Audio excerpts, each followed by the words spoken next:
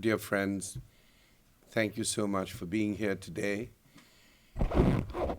And I want to especially thank Claire Messud, who has been driven hoarse by her various speaking engagements. I want to thank her for agreeing to speak to us this evening. The best thing one can do in introducing an author to her audience is to get out of the way as soon as possible. I mean to do just that after paying a short tribute to Claire, a dear friend and a valued colleague. Claire is senior lecturer in the English department and hosts the Writers Speak series at the Mahindra Humanities Center. For me, one of the great experiences of working with Claire to establish the Writers Speak series has been the experience that if you look around today, there is absolutely no question, you don't even have to work that hard, to see that the very canon and the very archive of writing in English has changed dramatically. While departments agonize over how to diversify their syllabus, their syllabi and their curricula, here we have hosted writers who we have chosen because we've been interested in them and they've been interested in coming. They come from all over the world. They're writers, some of whom actually whose first language is Spanish, who write in French. The diversity these days amongst minority writers and amongst writers who, although they belong to a majority or take a very oblique view on the tradition, is remarkable. And this has been one of the great things about this series, that we have had writers who have just been chosen by us, the quality of their work, and we realize how great the archive is today. And if you actually don't think in those terms, if you don't give new voices, older voices, voices from elsewhere a chance, then you are depriving, suffocating the archive of contemporary writing. And I think that's been a great experience.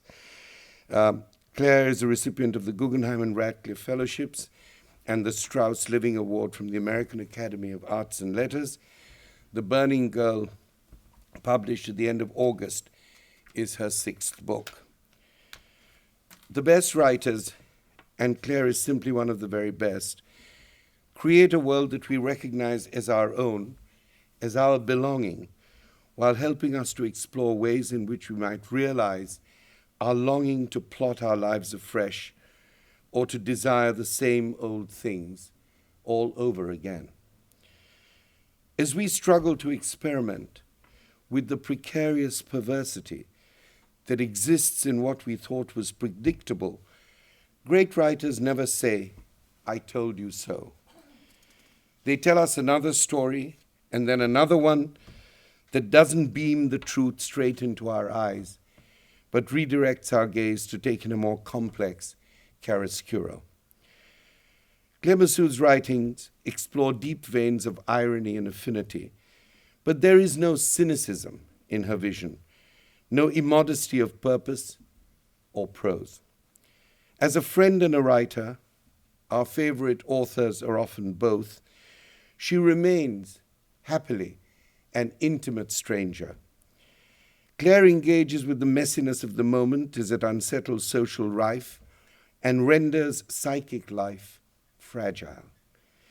She places us, her characters and readers, at an angle to what might be called the face-to-face. Like the elsewhere acoustic of echoes, we hear ourselves entering the world of her fiction from a distance, emerging into a slow yet deliberate process of self-awareness. The Burning Girl, a fable of childhood friendship lost and found, coiled and recoiled, has the eerie accuracy of an everyday school yarn, slights, fights, envy, ennui. that turns the ordinary into augury and the predictable into premonition. Julia, the narrator, sums it up in a wonderful phrase, which suggests that when you proceed with instincts rather than logic, it's difficult to know whether you are thinking like a child or a prophet. The Burning Girl bears some resemblance to a coming-of-age novel, but it is considerably more than that. It is, in my view, a coming-of-rage novel, a novel that spares nothing in trying to understand how relentless and redemptive, how desperate and defiant is the power of making a story and telling a story to oneself or to others to survive the trauma of the transitions in our life. Like the mythic Cassandra, these burning girls, Cassie Burns, Julia Robinson, and Claire Messud, with their ferocious gifts of prophecy and poetry, torched the quiet town of Royston, Massachusetts. Wait for it. And now, let me get out of the way.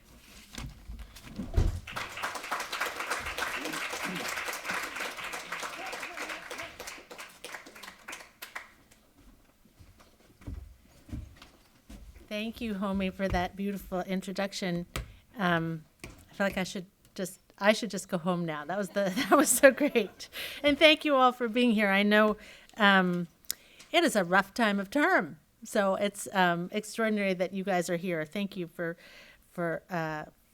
coming along. So you're kind of a captive audience, huh? One of the things I've been giving readings over the course of the fall, and one of the things that's become clear is that people don't actually much want to hear readings anymore. They come, but they want you to talk and not read.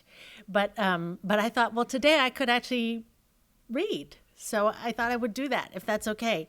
And I thought I would just read a couple of pages from the very beginning that set it up, and then a scene from a bit later on.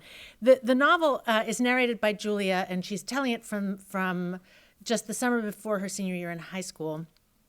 She's talking about her best friendship with Cassie and its dissolution or unraveling. The book is divided into three sections. The first section is the summer between 6th and 7th grade. The second section, which I think of as time passes, is 7th and 8th, and the third section takes place in the spring of 9th grade. By which time the jig is up. It's a different story depending on where you start. Who's good, who's bad, what it all means. Each of us shapes our stories so they make sense of who we think we are. I can begin when Cassie and I were best friends, or I can begin when we weren't anymore, or I can begin at the dark end and tell it all backward. There's no beginning before, though. Cassie and I met at nursery school, and I can't remember a time when I didn't know her, when I didn't pick her sleek white head out of a crowd and know exactly where she was in a room and think of her some ways as mine. Cassie was tiny with bones like a bird. She was always the smallest girl in the class, and the span of her ankle was the span of my wrist. She had shiny white blonde hair, almost albino she was so fair, her skin translucent and a little pink.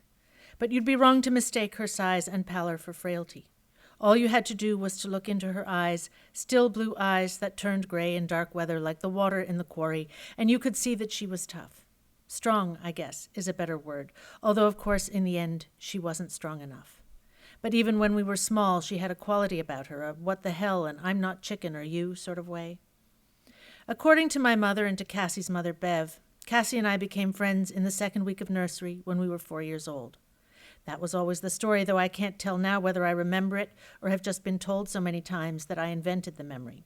I was playing with a group of kids in the sandbox, and Cassie stood in the middle of the playground, hands at her sides like a zombie, staring at everything, not apparently nervous, but totally detached.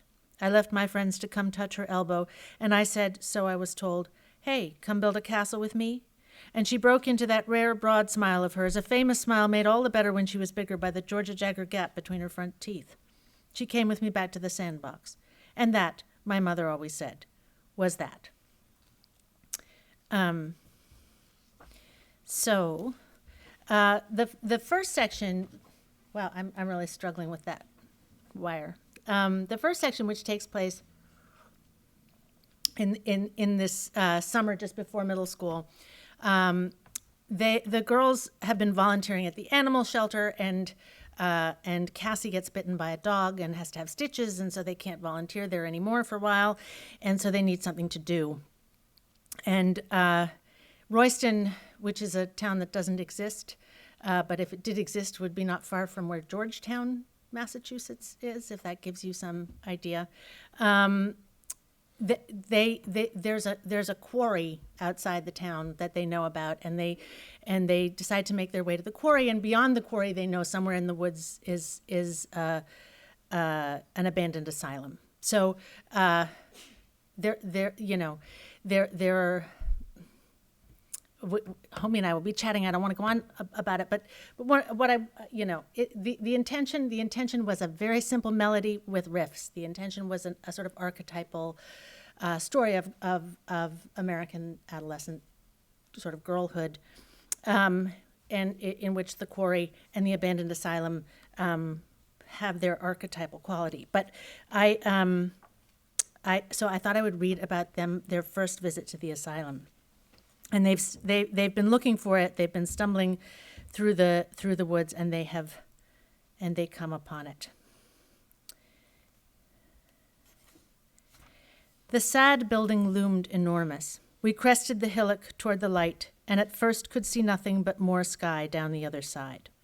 100 yards down the slope, we broke out of the trees into what had obviously been a large lawn, a field now, its long grasses swaying in the hot sun, the desperate saw of crickets all around.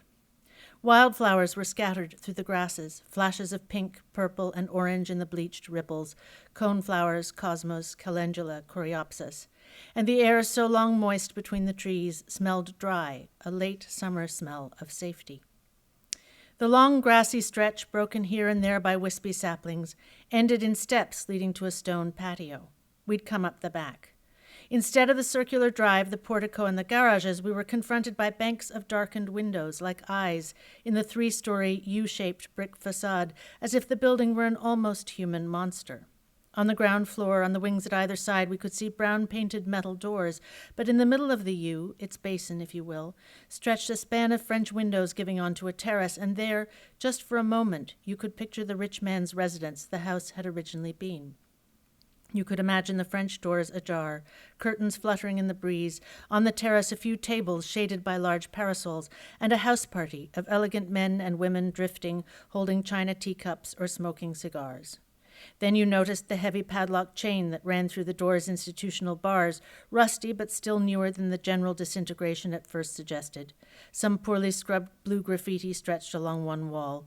We could make out Go Cavaliers, our high school ice hockey team, and motherfuckers. Lunchtime, I said. When we reached the patio strewn not only with leaves but with shards of glass and strips of roof tile with crushed beer cans and cigarette butts, I slapped myself down on the top step, the house behind me and the hairy green forest we'd come out of in front of me, and I opened the backpack on the smutty stone ledge. I laid out the tea towel from my mother's clean kitchen, and on it I placed the items one by one, the carrot and cucumber sticks, the hard-boiled eggs with their little sealed packets of salt filched from diners, the sandwiches wrapped in foil, the Camelback of lemonade, and the one of iced tea, their ice cubes long melted after our trek. While we ate, Cassie stalked the terrace, squinting in at the windows, grasping her sandwich with both hands in her distinctive way, made slightly comical by the fact that one hand was a gauzy paw. What did we know about the asylum? Not much. It had been built at the turn of the last century by a textile merchant named Ebenezer Otis to house his collection of Asian art. His mills were in Lowell, his city house was on Commonwealth Avenue in Boston, but this, outside Royston, was his country estate. The fortune was lost in the crash of '29, and the house and the art had to be sold. Some giant vases, ivory dragons, and lacquered chests were acquired by the Peabody Essex Museum, where a couple are even on display. The state ended up buying the property at a discount price. Where were the Otis descendants today? In condos on the outskirts of Gloucester? And after leaving it empty for a few lean years, they converted it to a women's mental asylum, the Bonnybrook. I guess there was that brook, at least. It housed up to 45 women at a time, stricken with a gamut of complaints: depression, mania, schizophrenia, addiction. According to the official records, many got better and went back to their real lives. Time passed, views changed, laws and funding with them. By the late 1980s, it was seen as unsalvageable, and by 93, the Bonnybrook was shuttered, forgotten. Part of the same parcel of land as the quarry, it was sold to a consortium that then couldn't agree on its fate, whether to refit it as apartments or restore it as a mansion hotel. Word was there'd been a dragging lawsuit. It had been padlocked and empty longer than I'd been alive. I imagined that the building carried the sadness of the women who'd been trapped there, the anorexic teenagers and the young mothers who heard voices and the old women shattered past repair by their tragedies. I didn't see them. There was no visible mass of ghosts peering out of the hollowed windows, but I couldn't help but feel they marked the territory. Cassie didn't feel that way at all. Quite the opposite. She wouldn't be put off. I trailed after her as she walked the perimeter and climbed a rickety fire escape, fruitlessly rattling the windows in their frames on each floor. When we reached the front of the house, its broad circular drive long overgrown and its crumbling stables off to one side, she counted the entrances, 6 ground-floor windows, 3 visible doors, and divided them between us. As I tugged half-heartedly at a bolted knob, I heard the tinkle of glass breaking. I looked to see Cassie curiously bent, her ear against a window and her paw to the frame, her good arm stuck up inside its shattered pane like she was birthing a calf. "Are you fucking insane?" She didn't turn her head. Her tongue stuck out between tight lips the way it did when she concentrated in math class, but she paused long enough to say, "It's going to work, Juju. I'm going to get it." And after a minute more of trying, "I didn't break the window, you know. It was already broken. I just knocked the bits sticking out along the edges. Tell that to the jury." "Christ, what's wrong with you?" She stuck her tongue out again, twisted and fiddled, and paused again. "Can't you see this could be ours? Our own world, a real world that we found and we made and we kept? Our real secret?" When she put it that way, I suddenly understood. The mansion looked different, no longer a house of sorrows or a hideout for drunk hockey players from the high school or a possible flophouse for escapees from the penitentiary up the highway. I could see it. The Bonnybrook as a magical place we could invent, the two of us, and have as ours, the way we'd thought of it before I saw it, a stage for our best imaginary adventures. Like seeing the hot sun and the crickets as a gift, like the bright wildflowers, instead of as a sinister menace. Like we had the power, Cassie and I, the two of us 12 years old, to make anything into what we wanted it to be. I said, "Let me try, my arm's longer." Cassie and I looked at each other, almost smiling but not, a kind of mutual Mona Lisa look. She extricated her good arm, careful not to nick herself on any protruding fragments, straightened and stepped away, crunching broken glass on the gravel as she went. I took Cassie's place and folded myself like a strange origami, my cheek pressed against an unbroken pane and my neck stretched flat along the rib of the window, and my left arm, my writing arm, I always thought faintly guiltily my better arm, up inside the house, squirming and reaching. The air inside the house was cooler, fresh on my skin. I could feel the lock, but I wasn't able to reach quite high enough to flick it from one side to the other. Cassie started to laugh. "What? Did I look like that?" She made a crazy face. "It's hard. You don't need to tell me." She laughed again, light in her bird bones like the wind in the grass. "It's not going to work." My sweat left a film on the window when I pulled away. "It's got to work," Cassie said. "We're going in." I peered in the window. We stood outside a big common room with fancy moldings on the ceiling and wainscoting waist high. The plaster was crumbling, and in places mold bloomed giant flower paintings along the walls. A dozen folding chairs stood stacked in rows against the far wall, and old paint cans rusted in piles next to a swing door. The air in the gloom was hazed with dust, and the floor, once fancy parquet, the kind you might find in a ballroom, was strewn with debris, with plaster crumbs and plastic bottles and what looked like a layer of dried mud. From the ceiling hung 2 wagon wheel chandeliers, ugly, clunky things surely acquired cheaply to replace whatever had originally been in the house. A long buffet bar extended along the far wall next to the chairs. The dining hall. Cupping my eyes against the window, I could almost see the institutional room with its stacks of damp fake wood trays and stringy-haired, shiftless girls barely older than me, lined up before steaming vats of baked beans and soggy broccoli, some hideous perversion of summer camp where you didn't get any care packages and nobody came to take you home. I could see, too, the parquet sparkling beneath the crystal chandeliers that once had hung from their sunburst moldings, and the flickering wall sconces along the walls, this diffuse and inconstant light illuminating again the faces of girls and boys not so much older than me, but in a different life, one of spangled baubles and velvet dresses, the young men in dinner jackets, a jazz band installed in the room's back right corner where, I could swear, a dais had been placed precisely for them. Instead of the plastic-paneled buffet bar with its red heat lamps, long cloth-covered tables bore silver tureens of punch and pyramids of petit fours and chocolate strawberries, and behind these stood a quiet row of young men and women in dark uniforms, the staff, attending to every whim of the North Shore's gilded youth. Just a big abandoned room, almost empty, but like Cassie, I understood now that we had to go in. I suggested breaking the window pane above the broken one. That would put the window latch firmly in my fingers. We knew we were crossing a line. This went further than trying a joint with Devon McIntyre down in the cemetery at Luna's end-of-school party back in June, or than Cassie filching a 20 from her mother's wallet to buy a jumbo bag of Skittles and big gulps of Coke at the multiplex when Bev had expressly forbidden us to. This was law-breaking. The sign on the gate out at the road did say, "No trespassing. Trespassers will be prosecuted," and we were already trespassing and were about not just to enter, but to break and enter. But it felt necessary, like we didn't really have a choice. I made Cassie stand far back while I broke the window, because I didn't want any glass to bounce up and hit her, and I didn't want any fragments to get in her bandage. She stood by with the otherworldly look she'd worn when we crossed the field. A look, if you like, of destiny. When we'd climbed through the open window, Cassie whooped, a testing sort of whoop, louder at the end that echoed in the hollow room. Then she spun in circles, arms outstretched, leaving swirling marks along the dusty floor, whooping the whole time. I fussed about a glass cut along my elbow, not deep, but I squeezed out a little rivulet of blood that I wiped with my finger and sucked. My mother always told me that if you don't have disinfectant, you want to make sure the cut bleeds cleanly to wash the germs out. So that's what I did first.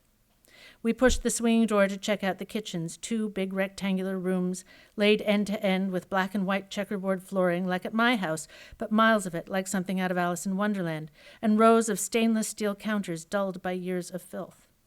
Cassie tried the taps at one of the industrial sinks, but nothing came out, which was just as well, as it would have flushed the complex spider's web spun across the sink itself. We opened some cabinet doors, not metal, but painted wood, or once painted wood, and when we left them open, the doors dangled drunkenly on their hinges, but found nothing except a clutch of stiffened paintbrushes and an ancient empty-gallon plastic Coke bottle. People have been here, Cassie pointed to some sticky rings in the dust on one of the countertops, before us. Not for a long time.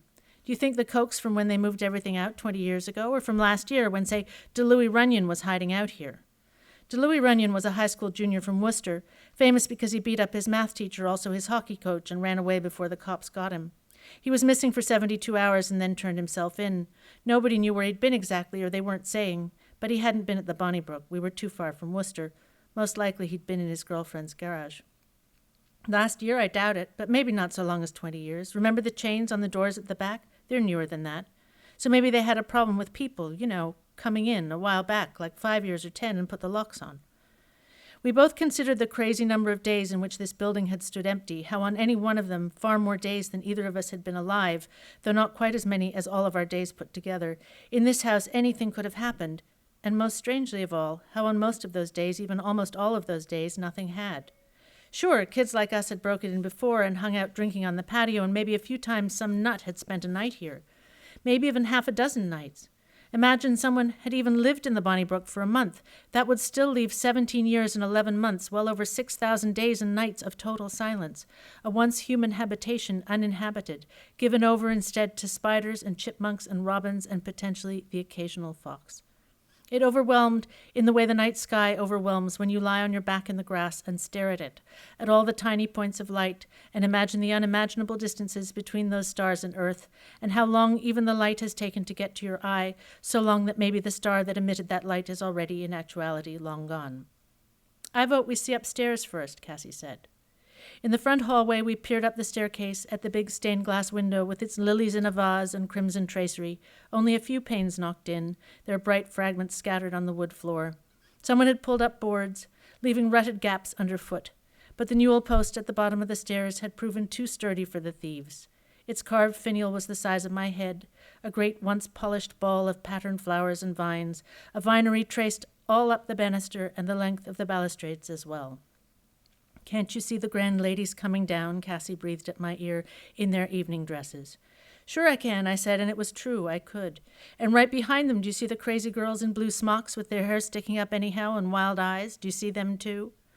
I gave a great cackling laugh that resounded up the stairwell, an evil madwoman's laugh. That's the noise they're making. Can you hear it? It's wicked loud. Don't. Cassie pressed my arm.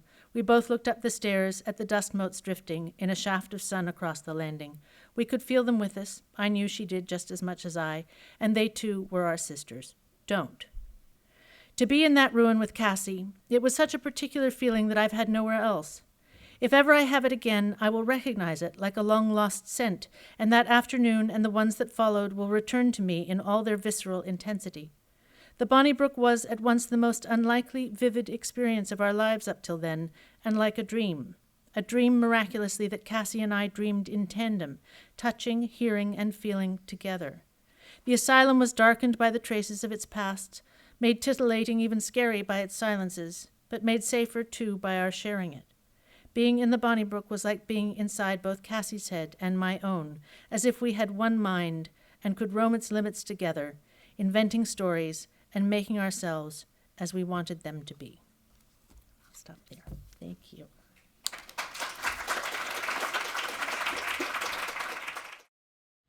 Claire, thank you very much. It's wonderful to be read to. I think people don't quite realize how comforting it is. People have mixed feelings about it. Some people really dislike it. Yeah, those are the competitive people who want to hear their own voices all the time. Maybe. But let me ask you something. When you were writing this book, you said to me, this is a small book. I'm writing a small book. I've written a small book. And I want to ask you about that. I want to ask you about scale. In fact, I thought we'd talk about 4 things and then open up to the audience. One is scale. The other is voice, love, and narrative. 4 aspects. 4 small things. Well, I mean, small in the sense in which you claim this is a small book. I mean, in the same sense. So, I mean, you know, I know that Conrad thought that Heart of Darkness was a small book that he was writing in between Lord Jim. You know, he couldn't quite do it, and he thought he should write a small book. And I think Thomas Mann thought Death in Venice was also relatively a small book. What makes a small book small? What is it? And I'm interested in the scale question. It's short. I mean, you know, it's interesting. Do better than that. I'll try.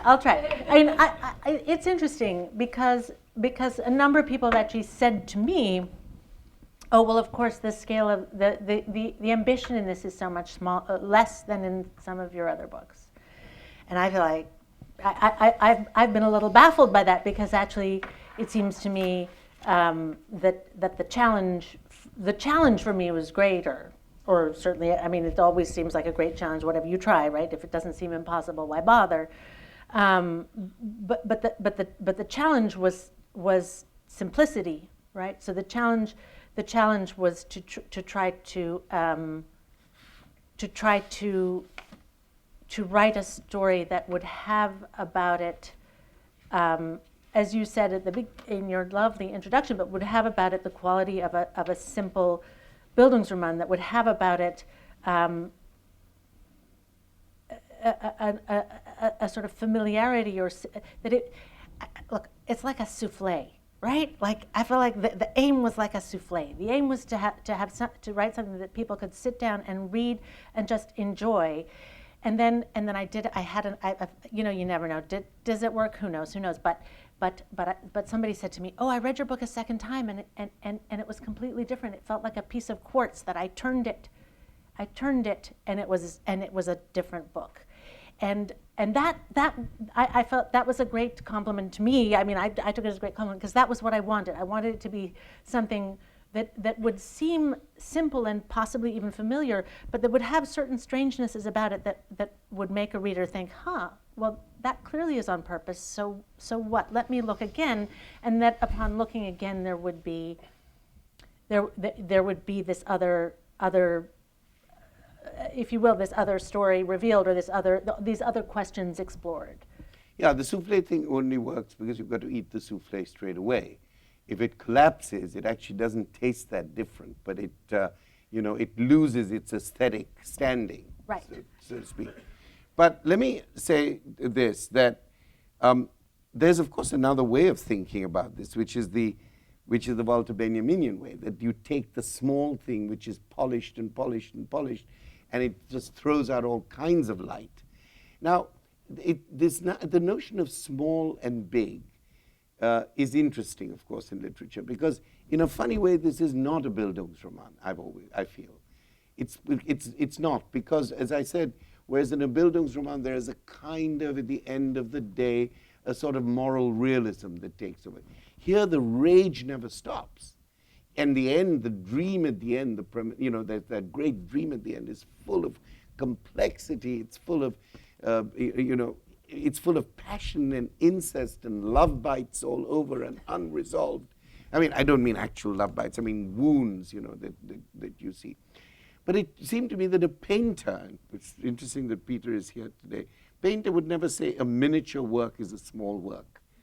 Because in a way, scale, it's about complexity. And that's why I felt that I was just very interested in how where and how you decided to play out this narrative, which is about youth and sexuality and puberty and growth and death and the mistakes of one's parents, all in this very compressed form. Why Royston? What were you trying to do with these locations? And my question is not about context. It's not about why is this a small town novel, is it a big town, is it a city novel? It's more about how you assemble the different bits of it, the mythos, the mythical parts of it, the fable, with the realist detail, with the girlish silliness, with the girlish the maturity, with the fear. Right. I mean, this. It's a good question. I think one of the things there are a couple of my students here today, and this is not what one should say in front of one's students, but it's all a mystery.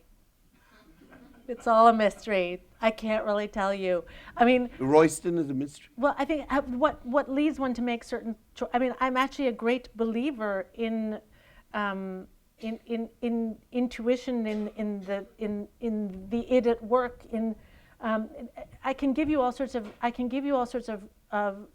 reasons why Royston, Royston, which had another name until I realized that it had a Germanish name, but then I realized actually, in that corner of Massachusetts, all the names are British. If it were upstate New York, that would be different. Maine, that would be different. But there are all sorts of practical reasons. I wanted these girls who, and it's interesting. People talk. I feel people keep referring to sort of Julia and Cassie. Cassie's mother is a hospice nurse, and Julia's father's a dentist, and her mother's a freelance journalist. And people say, well, of course, upper middle class Julia and and struggling Cassie. I'm like, Cassie in the scheme of the world is not struggling. Cassie's a middle class girl too. She's perfectly well off. Her mother's a professional. Like I feel as though the ways people want to talk about, and that was important to me. That it wasn't a story about girls who come from radically different class backgrounds. One happens to be more stable and slightly more prosperous, but they're actually both. But I wanted them to be from households where the understanding and the prospects looking forward were quite different, which is to say the difference between a house where it's assumed you'll go to college and a house where that's not an assumption at all. And I actually, maybe that can happen still in Cambridge just about, but I feel that by the time you got to high school, the distances would be greater. That the small town, this may not be what you were asking at all, but I mean, there were all sorts of practical reasons. I can give you all sorts of practical reasons why I needed it to be a town of this scale, and I wanted it to be outside, in Massachusetts, but I did not want it to be Western Massachusetts, which is a different thing. I wanted it to be closer to Boston, all of this stuff. And because the quarry was in there from the beginning, that was another Eastern Massachusetts thing. So there were just all sorts of. Every decision you make sort of limits the further choices, and eventually you come down to. I was watching for the first time. I'm ashamed I hadn't seen it before, but Skip's DNA, And I feel like at some point you do those DNA tests. It's like, well, you have only 4 possible great grandparents. That's it. Right? I mean, at some point it's a similar thing. You put all this stuff together, and it is where it is. But of course, one of the interesting things here is that the social issues you talk about, the aspirational issues, are so finely problematized by the fact that at this age group, if you're in school together, Cassie and Juju think the same thoughts. I was just going back to your reading. It doesn't matter that one is a single parent home, the other is somewhat different, one's home is one. And I think that's the beauty of it, that there is a certain point at which you realize that your futures and your destinies are going to be different unless you really fight them. But I want to take up this phrase you used, the id at work. And of course, the id at work in this novel really is a first-person narrative. If you think about it, the id at work, as it gets a form in this novel, is the first-person narrative. And this is where I want to bring in the question of voice.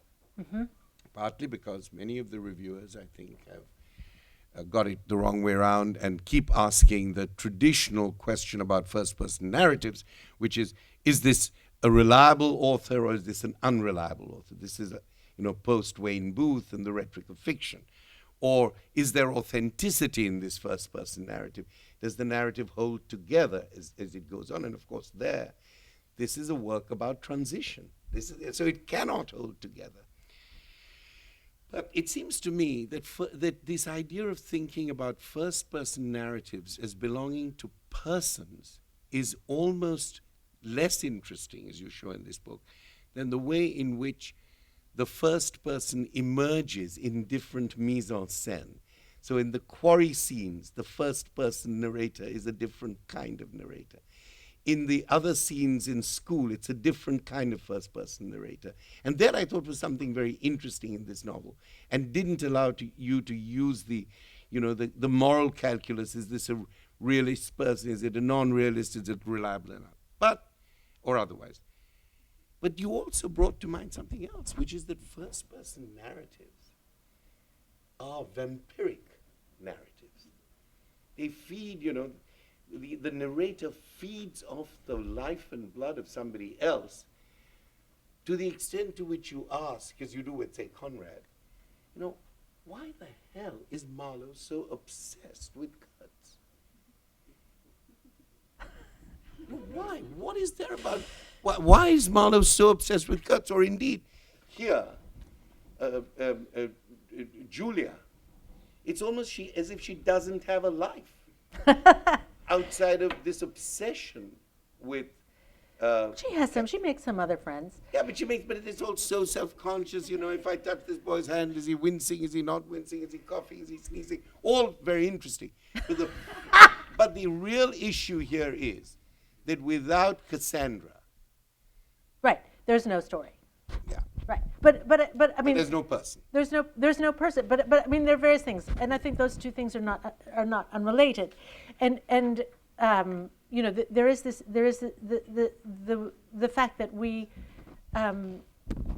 You could say part of the trajectory throughout. I mean, for me, this is a book about this transition from. I mean, it's about many things. It's about what happens in this transition from childhood to adulthood, from a sort of state of accepting the world in however strange it may be, without without really questioning your place in it, to a period which is what adolescence is, when you look up and you look around and you say, well, where do I fit in? And you know, how do I relate to these people next to me? If her house if going to her house, if her house is normal, my house is not normal. So which is it, hers or mine, right? There's this sort of taxonomy that goes on of trying to sort of order the world in some way that seems logical, and to sort of claim a voice. And part of claiming a voice, it comes from absorbing all the narratives that we have internalized and heard and watched and been told, and from earliest childhood. And for me, you know,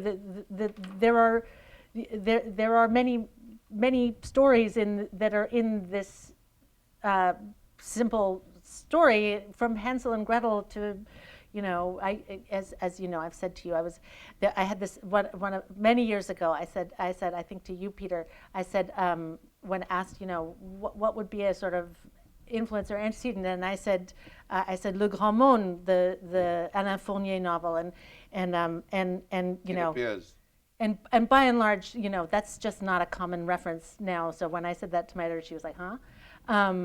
But Ursula Le Guin, reviewing the book in The Guardian in the UK, said, and this book reminds me of Le Grand Monde. And I felt, and it was a little like the Quartz moment. It was like, well, okay, maybe it's only obvious to 5 people in the world, but that's okay. Like that's it's there, and anyway. But I digress. But the taking of a voice is something that is a mishmash, a sort of pastiche of all the voices that we've heard, and that's, you know, we come into our adult voices, such as they are, by a sort of maceration and bastardization of all sorts of different voices. You know, again, a digression, but I was up, you know, that expressions like in any way, shape, or form that people sometimes throw in, where they just, and I was like, because it sounds professional,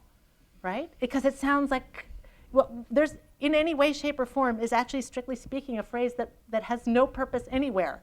Right? It doesn't do anything, right? It's a kind of taxonomy. But it sort of sounds good. And I feel like when you're trying to sound grown up, or you're trying to sound impressive, you might say, I don't agree with you in any way, shape, or form, right? And it sounds somehow better than I don't agree with you. It sounds like more authoritative. Or like when you're just about to spit in somebody's face, you say, with respect.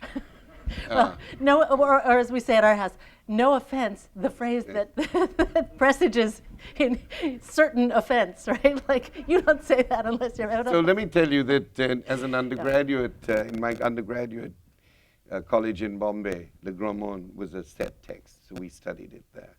So amongst the 5 people, you know, I'm the 6th. But did you actually mean to put in the importance of being patient as to playing off the importance of being earnest?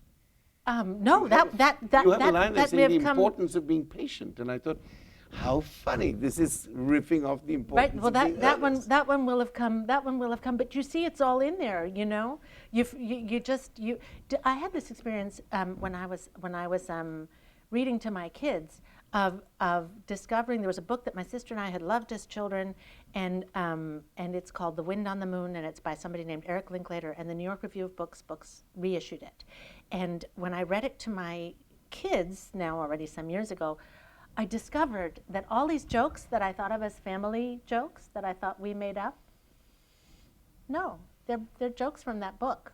Right? I mean, I feel we just. But you know, I want to go back to something you said. Yes, of course, we absorb all these voices. That's why I said, you know, it's a kind of growing up is a kind of vampiric exercise. Yes. You know, we're all Frankensteins of a certain kind. But what I wanted to say, but here, interestingly, you pick all those things up, and then you shape them, and because the point about this is her making the story. Yes. Now. You talked about the taxonomic moment at this time in transitions. You know, what is me is, you know, and me and not me.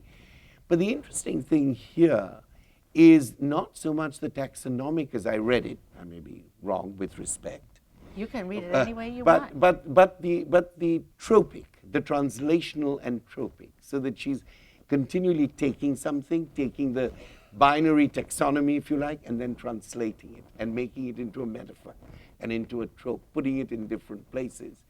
And this, again, brought back to me how inadequate the critical approach to voices, authentic or unauthentic, or voices simply belonging to one person is.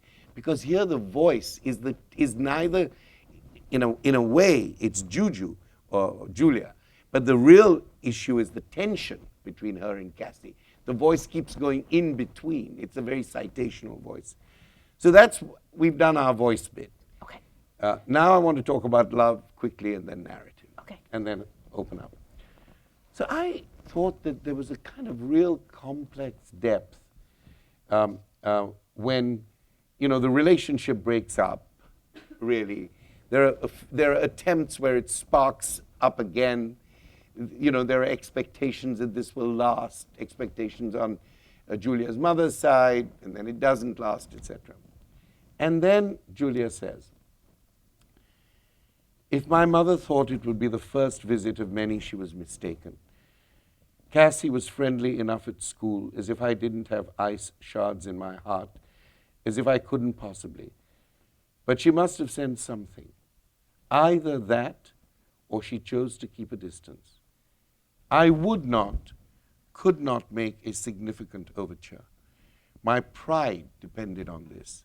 She would have needed to make the effort enough to be openly vulnerable. She would have had to risk my revenge. She would have had to risk my revenge. I like to think I wouldn't have rebuffed her, but it's possible that I would have. And at this point, you also begin, this notion of risking my revenge at a personal level is also about risking something in the making of the narrative. Because I think one of the things you say that you've got to risk in the narrative is never to show the whole thing. You only see the phases of the moon, which then allow you to trace in your mind the element that you don't see. It's the old Husserlian problem, of the horizon being outside of what you see. Then that made me feel it was a wonderful way of bringing together transitional moments in one's life, in childhood or otherwise, where you only see a shadow and you can't see the other side of it on the one hand, but also the way in which in love and in war, in fighting and in amity and in animosity, there is always the risk you have to take. I take the risk of interpretation, but I also take the risk of identification. And I thought those came through rather beautifully around the question of love. Well, thank you. I mean, I do, in a sort of simple, as I was saying earlier, I've read a certain amount from the book, except that people don't really want me to read. So I've talked a certain amount about the book, and one of the things that I try to explain is that this is I suppose I have at this point, and I know that a number of my peers have also in different ways experienced a certain frustration with realism as it was handed to me. As I experienced it, have experienced it as a reader, and people have sort of dealt with that in different ways. Rachel Cusk has sort of followed a sort of Sibaldian track of making herself all but her narrators all but invisible, and they tell the stories of others. There's a British novelist named Andrew Miller who wrote a novel in an interview recently that had fantastical elements, and I read an interview in which he talked about the fact that this arose for him out of a frustration with realism. But I am sort of wedded to realism in certain ways because that's just who I am. But it was actually I remember speaking to somebody here on campus after the David Grossman event a couple of years ago. And he said, this professor said, who came from the social sciences, he said, I love reading fiction because in real life nobody tells me what characters are like, but in fiction, I get told. And if back to the Ondaatje event where I cited, there's a moment in The English Patient where he says the novel is a mirror walking down a road. If my job as a writer is a mirror walking down a road, I have yet to experience the moment where somebody comes up and whispers in my ear and says, he is a shy but kindly man. His intentions, though he may seem gruff, but his intentions are only good. Like, I don't have that. So the book is written. People have asked, is Julia an unreliable narrator? I feel no more than any of us. We spend our time we only ever have partial information. We only ever see part of the moon, and we construct from what we see, and combined with our experience of life, we construct an understanding of other people, an understanding of what's going on in a room, an understanding of the subtext, in a conversation, everything. It's all, so I, as a writer in this book, am asking readers to as it were, to have that, if you will, Husserlian experience, and then to make decisions. What do I think is happening? What do I think these relations really are? What do I think? And yes, it is in some way that I've digressed from your thing about the risk, both in war and in love. I was thinking about North Korea for a second. Anyway. You digress. I digress. Yes, but certainly that's true. That there's always the possibility that our constructions are false. But you said that inaccurate. in some way you're wedded to realism, and I thought, are you wedded to realism because you're married to James Wood? But let me. I think there's a serious point there. But let me get back to something else here, which is that I thought in this book, more than any other, your particular kind of realism, which is a very figurative kind of realism, and you work that. It's neither the mirror nor is it the Balzacian window. It's a different kind of thing. But by the end of the book, it's not that, as I understood it, it's not simply that you say, we only have partial knowledge, or we only see the moon, or only see a part of the moon. It's more or less saying it's the uncertainty that we occupy. That's the important thing. That's why we can't be truth tellers. And you actually put that there. There's a phrase you use, I can't find it now, where you say, it's the uncertainty. And that's neither about realism, nor is it about a kind of modernism. To occupy that anxiety, which your narrator, Julia, says right from the beginning. She says, I somehow have this, I'm in this place of anxiety. And I think that's what really, in a profound way, questions the epistemology of realism. It's neither that it's fantasy or it's real, but that you're hovering, and that hovering is important. And it seems to me, and I come now to my final point, and I'm very keen to open up, which is in a way about the ethics of narrative. May I just interject one thing? I feel very profoundly that if we were all as a society more accepting of uncertainty, we would be in a better place. I couldn't agree more with you. And I think that even in the classroom, I often say to my seminar, the pedagogy, the real pedagogy of anxiety is so important. If there isn't anxiety, you will not learn. This does not mean that it's anxiety which is all-consuming, but it's an anxiety which opens you up rather than closes you down. And I think that's the trick of writing, whether it's writing theory or writing fiction, is to hold that anxiety in a productive way. And it seems to me then that I want to end with a passage right towards the end where you talk about seeing. And in a sense, the subtext, as we've been talking about first-person narratives, in my mind, has also been Conrad to a great extent, because historicizing Conrad never lets you see the deep anxiety in Conrad, or politicizing Conrad has to be done through that. And of course, Conrad famously said, that it was his desire to make people see, to see. And you say, my curse is to see things, to know stories, how they unfold, and people what they're like. I don't seek to know these things. I just do it. It tires me, to be honest, Cassie got the prophetic name, but I got the curse, the Cassandra, or the gift, depending on how you look at it. What I'd like is for someone to take the burden from me, or at least to share it. If I didn't see, I wouldn't try to know.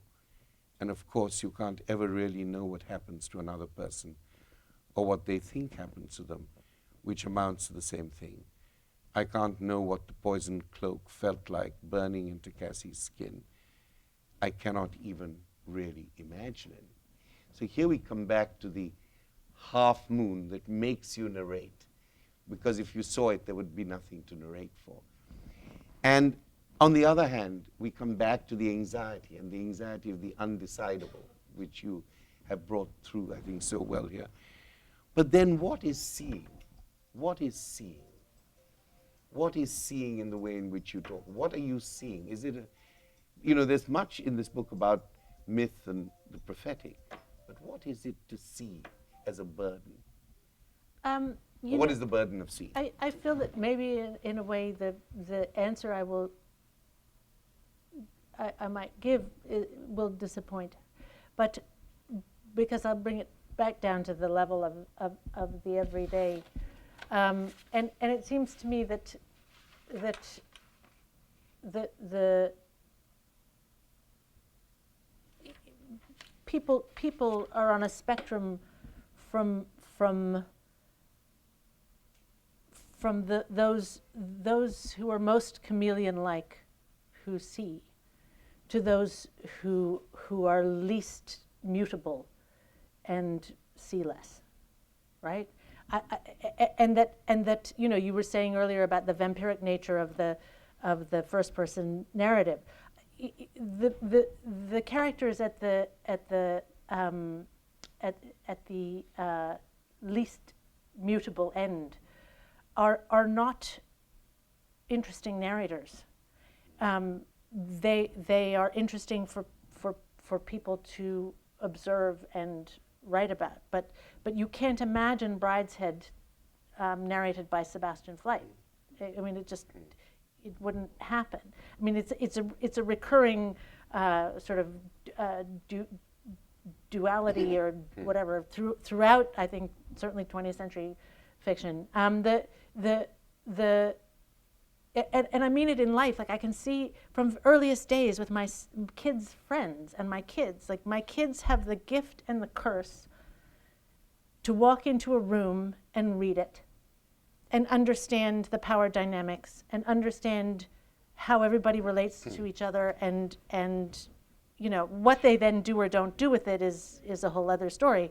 But I could see that they had friends who walked into rooms and were entirely themselves and unchangingly themselves and couldn't do anything about, like maybe it would help to change your outfit or make your voice a little quieter, or and those kids just couldn't do it because who they were didn't involve that if you will, sort of subjugation of self, and so I think I meant for Julia is actually just articulating something that I have observed as a way of being in the world, that she's someone who I mean, it's like the difference between Obama and Trump, right? Obama can walk into a room and find something in common with anybody from anywhere, and can make, and that involves showing some different facet of himself or changing some aspect of himself, which doesn't mean he's a different person. It's just that there's some way of reading other people in the way he engages with the world. Trump, not at all. But when you said that, in that autobiographical note, it made me think, if I can be indulgent and digress for a minute, that for some of us who came from very privileged backgrounds in post-colonial societies, we had to learn this. And we learned it. So it was not just a facet of our de-sovereignizing ourselves, but we had to learn this, it didn't matter. You went to Oxford, and your scout in the college thought he should tell you what to do. And he would, or you had a tutor who would say, I remember this happened to me. I said, I wonder whether I should now work on W.H. Auden, who is one of the great passions of my life, or on, and I was at Christ Church, and I chose to go to Christ Church because of Auden. It was the stupidest thing to do sitting in Bombay. It just shows you my kind of imperial cast of mind, but I couldn't help it. I did it. And I got in. And so I said, should I work on Auden and Lowell? I really wanted to work on poetry. Or should I work on Naipaul? And he said, no, I think you should work on Naipaul. Mm. And I had to immediately make a virtue of it. I felt in some way displaced. And yet the conditions were such, and I'm now deeply grateful that I immersed myself initially in the Caribbean. But, we had to do this the whole time. We had to adjust. And it was not from a position of power. Right. Even if we came from wealthy parents with good education. Right, but the position of sort of listening and adapting in that way is never the position of power, because it's never in the center of the room. Well, right? it does. You're around the edges of the. I mean, that's what it is to be the narrator. Is not to be the star of the show. Yeah, to be the narrator is not to be the star of the show, but there are ways in which you can be open to melding, because you have a certain savoir-faire. And there are many people who come from disadvantaged backgrounds, who are even black, white, I don't care, lilac, who are intimidated, who can't do it. So I just wanted to put, the art of the chameleon can also be the art of a certain kind of power and disempowerment at the same time. Of course. And I think it is narratively too. It is. I mean, you could say, back to the sort of vampiric first person. It's the ultimate revenge of the wallflower to tell the story, right? Because at the end of the day, Cassie doesn't tell her story. No, but at the end of the day, Julia writes the book. Right. Good. So I think this vampiric issue interests me greatly, and I wanted to float it today. That the first person narrative is really a vampiric position. But I said we would talk about scale, voice, love, and narrative. We've done that. So now let's open up. Thank you so much. Thank you so much. Thank you. Questions, please. Can I have my thing? Thank you so much. Jill. Okay, thank you. My question has to do with the way that the novel captures the peculiar, but to me very familiar, intensity of a adolescent, pre-adolescent into early childhood, obsessive almost friendship between two girls. And, listening to you reading in my interior thoughts, I was trying to think of, is there a novel that captures that kind of relationship between boys of that age? And I thought about A Separate Piece, which isn't exactly right, or Brideshead Revisited, which both have such overtly sexualized aspects to the friendship. And I guess I'm just interested in whether either of you could think of one, but whether like boys have those kinds of early friendships that are basically pre-sexual but have the intensity of this sort of burning, fervent love and acute feelings of rejection, et cetera, et cetera. And Claire, I know you've raised a boy, so. Well, who's this? He won't hear me say this, right? But he definitely had my son had a friend like that until about 11, and it was and I feel that it sort of they were at different schools at that point, but part of the difference I think is that girls are verbal. There's a lot of talk, and he was so excited to see that best friend, but they would go to a basketball court or a Right. sports field, and Sports. as far as I could tell, be like a few hundred yards apart for the entire afternoon. But he was, so there was the intensity, and then I think but it wasn't torture. There was much less torture. I do I, Out shooting horses? Uh-huh. Out shooting, out stealing horses. It's a book you should. No, I don't want to. Okay.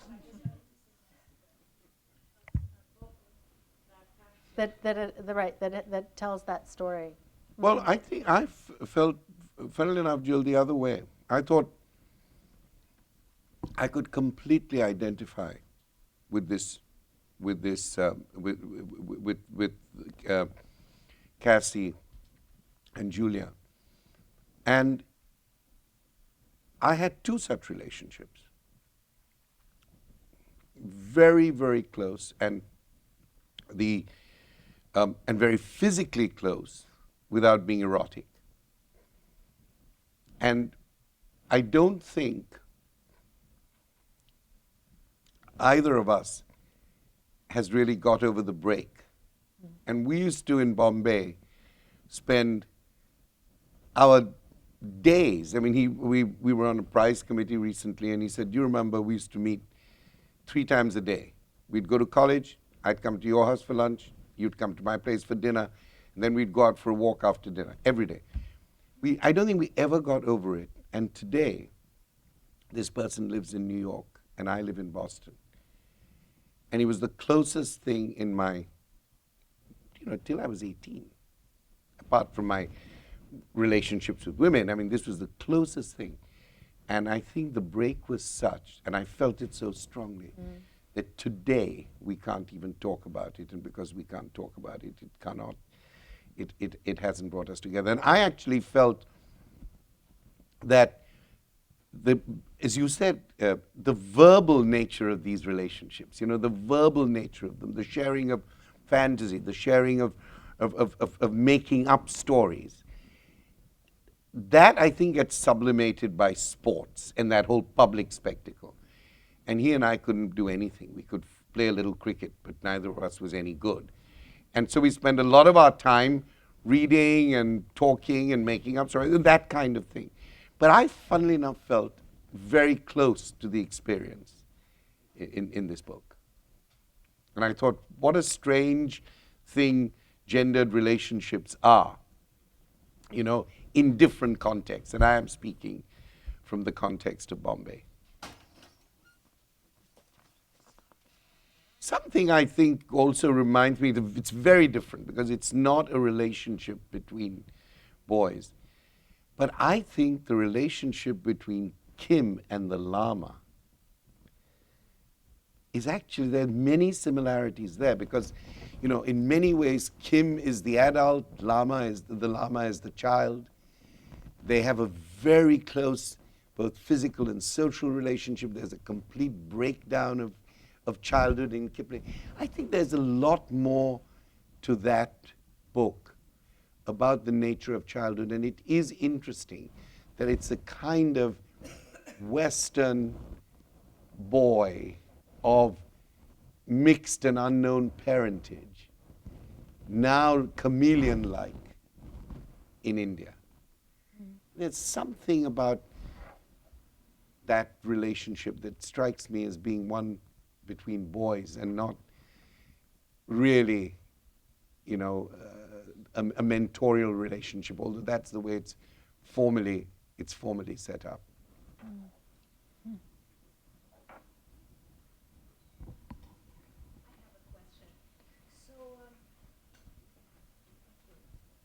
So I grew up in the Middle East, so I've raised 2 daughters, and it has been interesting to raise children in a culture other than the one in which you grew up, which is, a challenge all to itself. I was wondering, because the times have changed so much since you were 12, how are you able to inhabit the mind of a 12-year-old who is, let's say, is on Snapchat or, but was this, I haven't read the book. I read many reviews of it. I'm interested to read it and your other books. But I was wondering how you did that, because for me, one of the difficult aspects of parenting has been to penetrate into the mind of someone who is culturally different or grew up with different, different things that they saw or experienced. I just was wondering if some of it was based on your experience or if it was just. Well, I think there are various things I'd say. One is that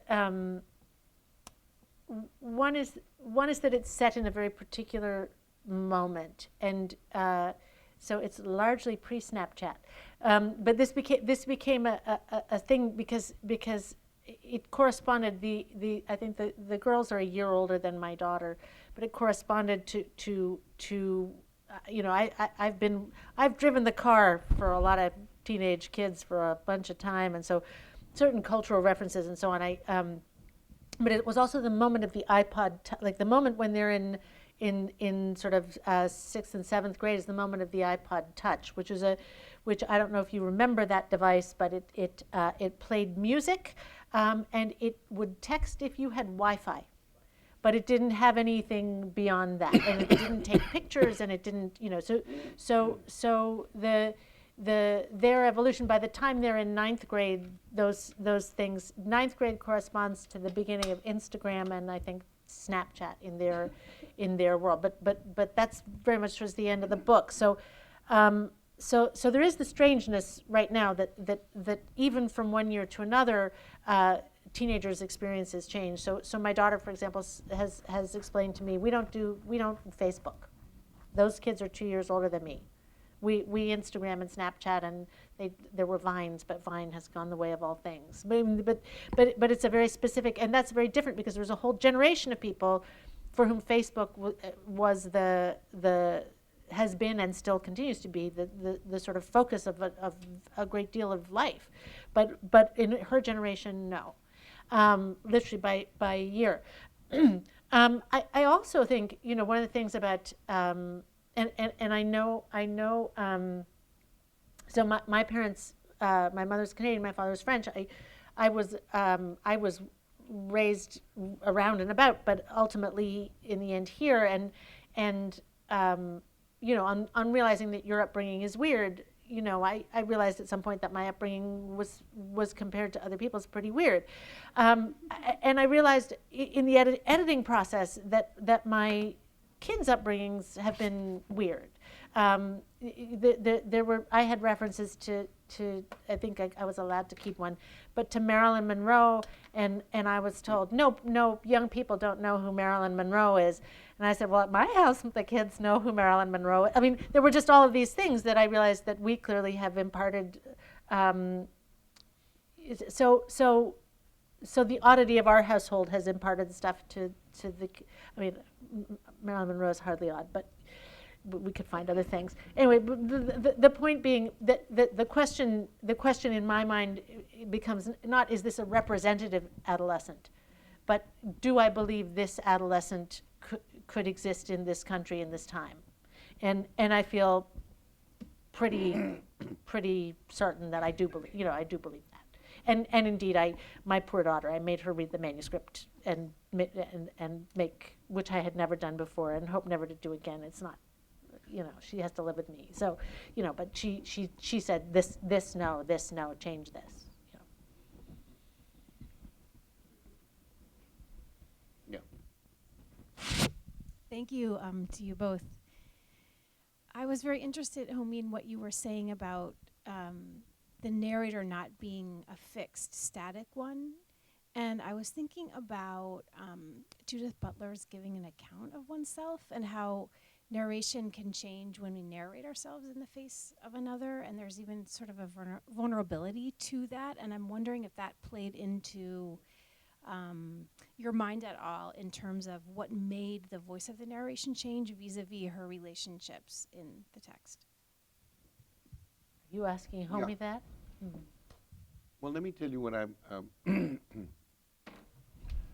what struck me was the inadequacy, both of what Claire called the taxonomy, the kind of binary taxonomy, while reading this book, but also about the kind of moral and critical ways in which we talk about the consistency or authenticity of first-person narrative is what I'm talking about.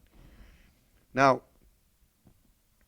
the issue about for first-person narrative is that it's somewhat different, I think, than the idea of the notion of performativity in narrative, where it is assumed that there is another of a certain kind.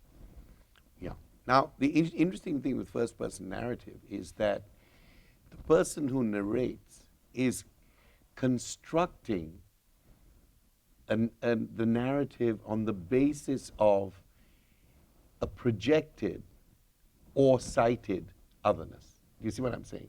So there is, so in creating the dialogue, you are creating at the same time your own alterity, your own alterity. Now, what's interesting is that the mise en scène, the continual, as I found it, the shift in location, not just the shift in relational persons, but the shift in locations elicited a different kind of narrative persona and a narrative place and a narrative position.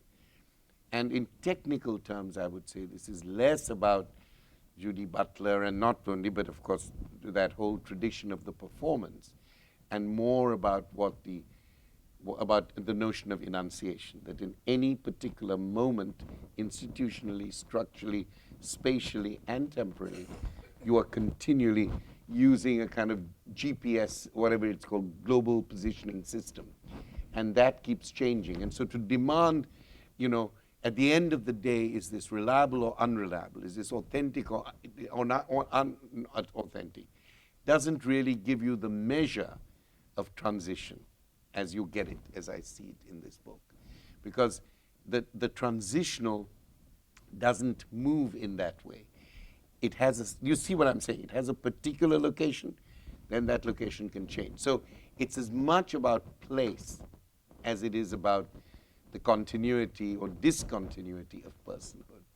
It's that more phenomenological relationship that I thought that this book played out, where in the early chapters, going to the asylum was both a place of refuge, but also a large metaphor of paranoia, of hiding. In fact, there's a line here, I couldn't find it when I needed it again.